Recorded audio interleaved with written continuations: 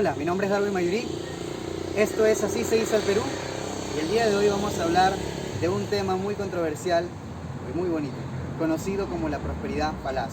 La prosperidad falaz entre el año 1845 y 1871, este periodo es conocido como la época de la bonanza económica, el enriquecimiento de los criollos, los gobiernos militares y un despilfarro y bancarrota total del Perú en la época de la venta del guano.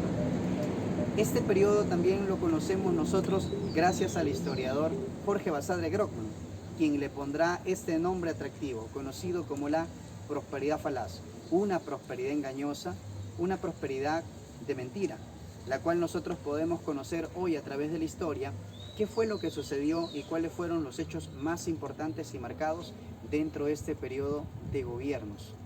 Encontramos nosotros un primer gobierno, conocido como el gobierno de Ramón Castilla. Ese gobierno se da la explotación de lo que son las Islas Guaneras. Pero remontándonos un poquito más atrás de estos hechos, ¿cómo es que se supo que había un fertilizante tan poderoso que sería capaz de poner de rodillas a las potencias mundiales y comprarlas para poder adquirirlas, ya sea a través del arrendamiento, las consignaciones o la venta de monopolio? Estos serían los tres tipos de venta que se llevarían a cabo para poder adquirir este fertilizante o este abono natural conocido como el guano de las aves. El guano de las aves guaneras de la costa peruana. Fueron estudiadas por científicos de las regiones europeas. Los científicos europeos ponen su vista en el guano de las Islas Guaneras precisamente por su poderoso fertilizante. Si los europeos podían obtener del excremento de las ovejas, por ejemplo, 5 quintales de maíz, con el guano de las aves guaneras podías obtener 20 quintales de maíz, ya que sería 10 veces más potente que cualquier otro fertilizante que podrías encontrar. De esta manera podemos entender que en el gobierno de Agustín Gamarra hubo un personaje que le pidió que se pudiera explotar estas islas.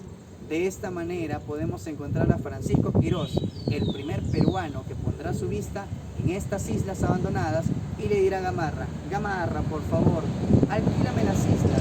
Esas islas que se encuentran al sur, en Ica, por ejemplo, tienes las islas Chinche y están abandonadas. ¿Qué hace Gamarra? Gamarra le da a Francisco Quirós para que pudiera él tener el alquiler de estas islas. Es así que nos podemos encontrar con toneladas de excremento de aves guaneras que durante miles de años han podido posarse en estas regiones, han podido establecerse y, por ejemplo, podemos ver de que hasta inclusive han tenido que sacar con mano de obra extranjera la extracción de este recurso, el recurso del guano. Más tarde nos encontramos con el gobierno de Ramón Castilla, porque Francisco Quirós estaba enriqueciendo. Él estaba haciendo mucho dinero y le estaba dando solamente una parte del alquiler, que sería un 5% de toda la venta total que él explotaba de las Islas Guaneras. Sin embargo, Ramón Castilla corta este contrato, que se le llama el contrato de la consignación, para que éste posteriormente lo pueda alquilar. Entonces el alquiler sería a través de una consignación. Entonces, en primer lugar nos vemos el arrendamiento, el alquiler, pero posteriormente ahora vemos un alquiler, pero con maquinaria del propio empresario, maquinaria que sería puesta por él para que pudiera llevar y exportar el guano hacia Europa.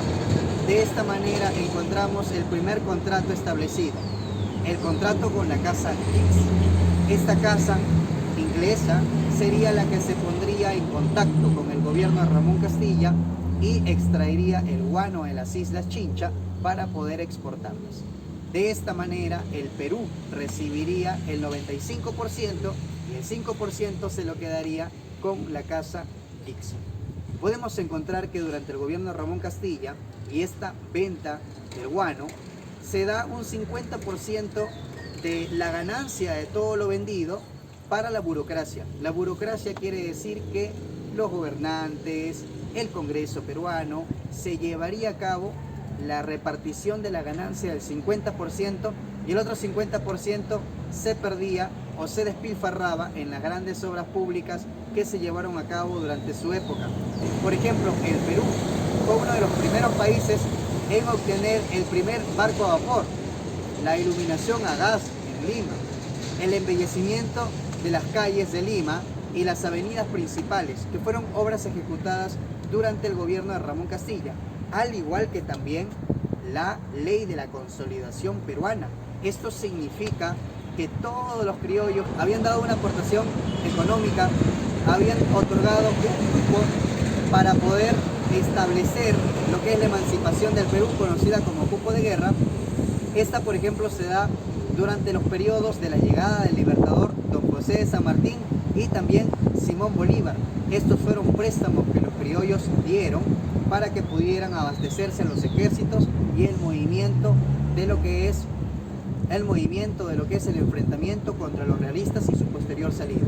Estos criollos entonces tendrían que devolvérsele su dinero, así que Ramón Castilla tuvo la preocupación de poder pagar la deuda interna que tenía el Perú, ya que el Perú tenía dos deudas: la deuda interna con los criollos, que dieron sus cupos de guerra para que pudieran aportar a la independencia del Perú, y por otro lado también teníamos la deuda externa, que precisamente la teníamos con Inglaterra.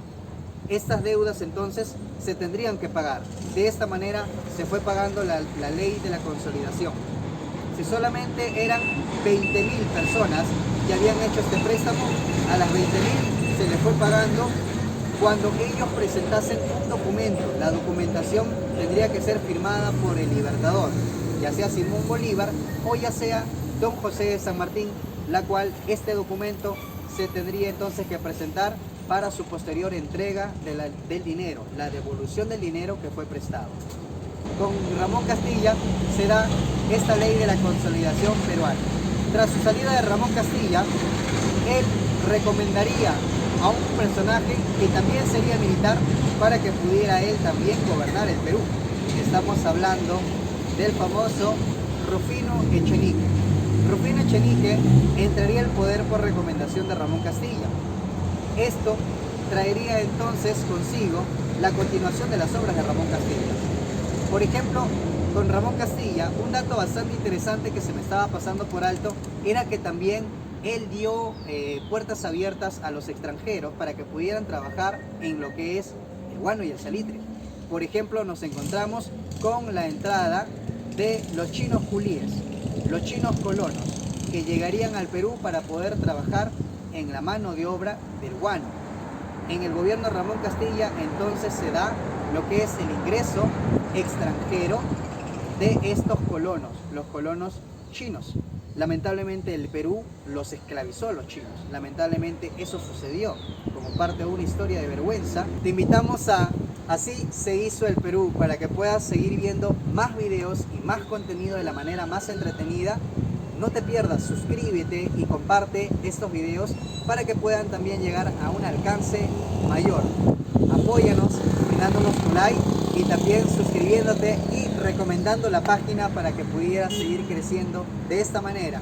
Así es como se hizo el Perú y de esta manera la conocemos de una forma más entretenida, de una forma cultural e intelectual.